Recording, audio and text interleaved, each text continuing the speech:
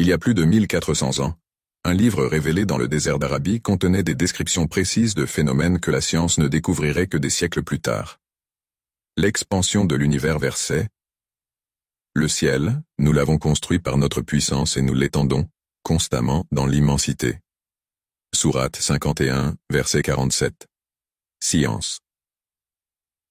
En 1929, l'astronome Edwin Hubble découvre que l'univers est en expansion constante.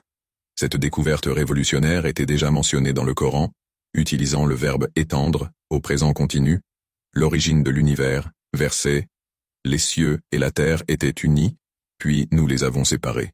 Sourate 21, verset 30. Science. La théorie du Big Bang proposée au XXe siècle décrit l'univers comme ayant émergé d'un point unique.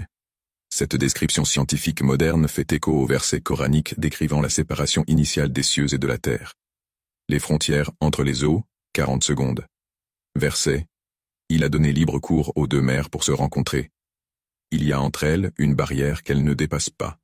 Sourate 55, verset 19-20. Science.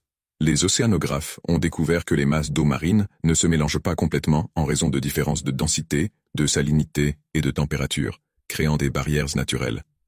Le développement embryonnaire. Verset.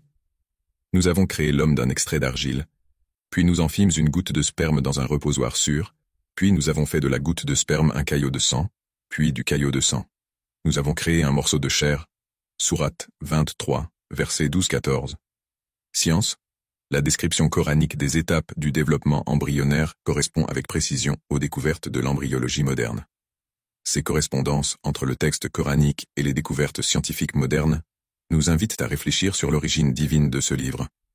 Comment un texte du 7e siècle pouvait-il contenir des informations que l'humanité ne découvrirait que des siècles plus tard?